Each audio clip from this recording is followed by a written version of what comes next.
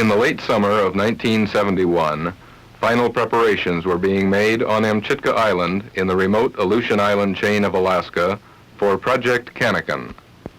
Cannikin was a United States Atomic Energy Commission underground nuclear detonation to proof test a warhead for the Spartan missile of the Safeguard Ballistic Missile Defense Program.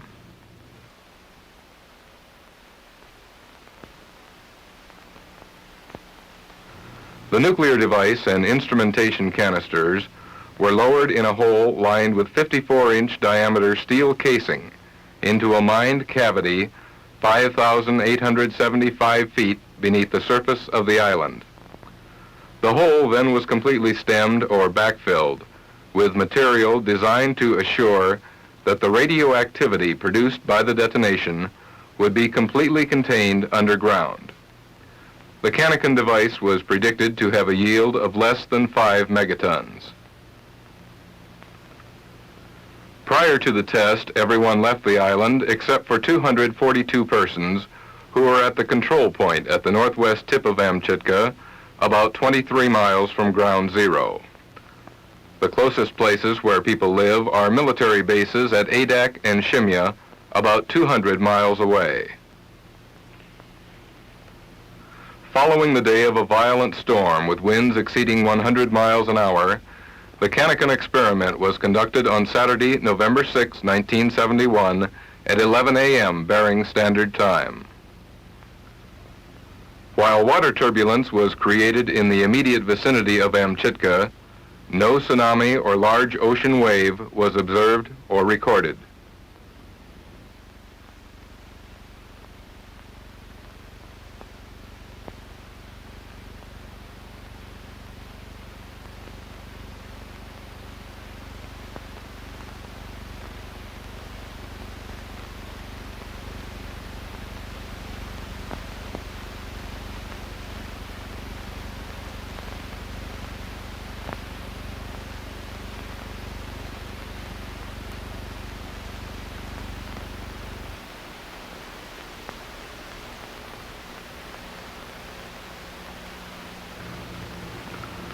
Ground shock resulting directly from the detonation was felt as a rocking motion at the control point 23 miles away and was faintly perceptible at military bases on Adak and Shimya.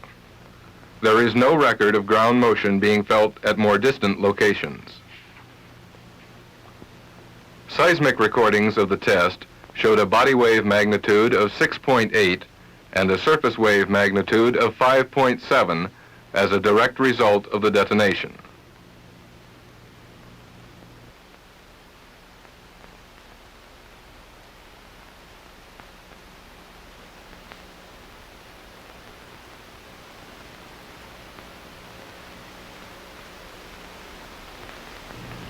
A high-speed camera was aimed at the cableway extending between Ground Zero and the recording trailer park.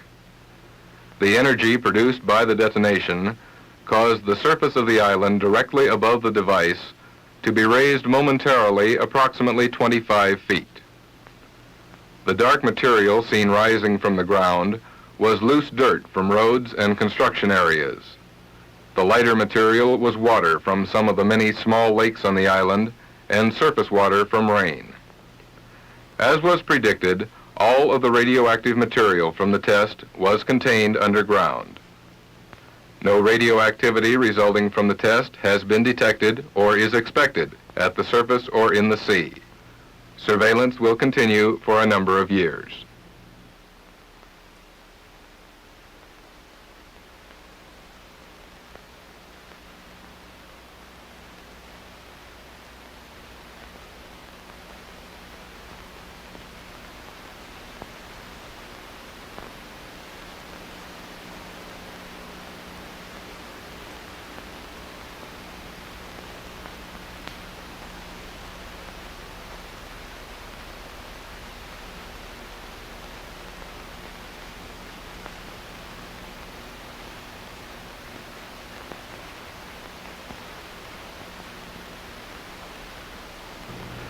Specially designed shock mitigation mounts were installed on trailers containing data recording instruments. The slow-motion camera at the recording trailer park recorded the reaction of the instrument trailers to the 2 pulses of ground acceleration caused by the detonation.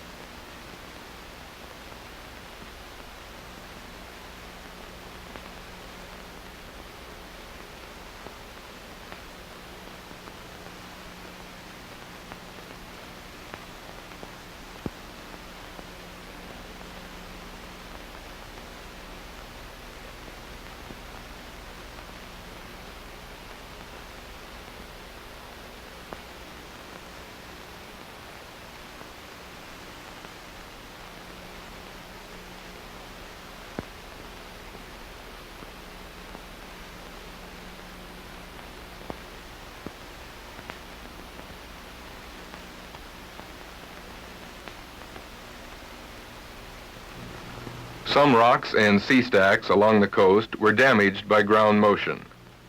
Preliminary indications were that the beach and ocean floor in the near vicinity of the Cannikin site were raised 4 to 6 feet permanently. As predicted, some bioenvironmental effects of Cannikin were noticeable, but no permanent harm to Amchitka's wildlife populations or plant life is expected.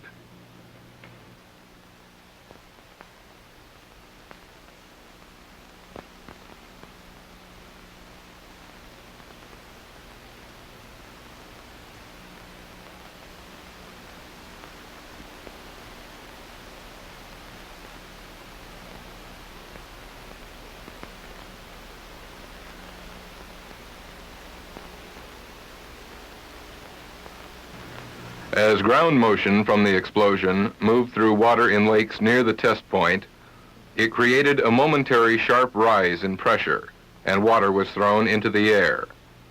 This photo sequence was cut short because of the effect of strong ground motion on the photo station.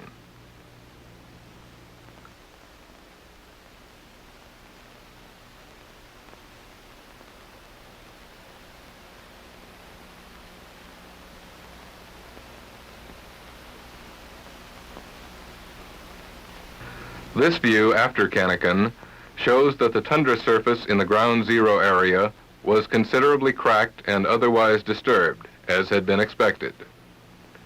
Temporary buildings in this area were badly damaged, but the metal building containing instrumentation cable reels had only minor damage, even though it was located within 250 feet of ground zero.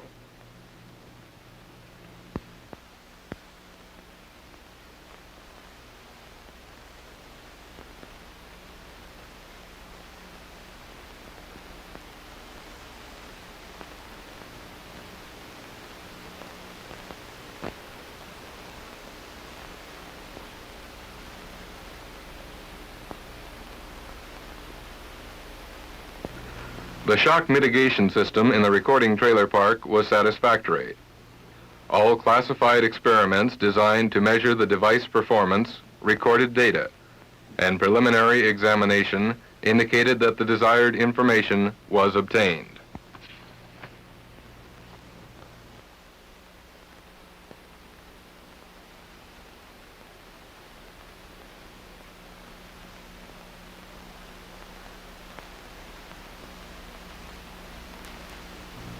Along the Bering Sea coastline, cliff and turf balls were greater than had been predicted for a 2-mile stretch near ground zero.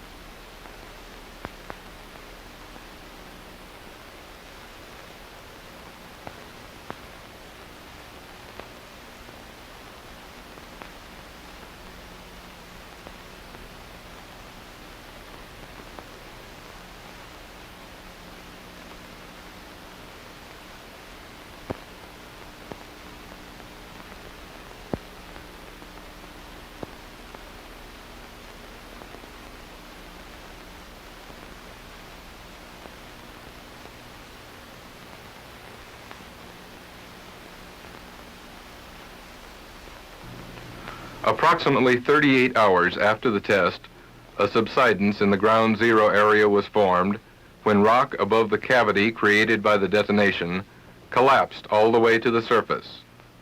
When the final collapse occurred, seismic instruments indicated the resulting earth disturbance had a body wave magnitude of 4.9. A survey indicated an irregular surface subsidence about 1.5 miles across with a maximum depth of about 55 feet.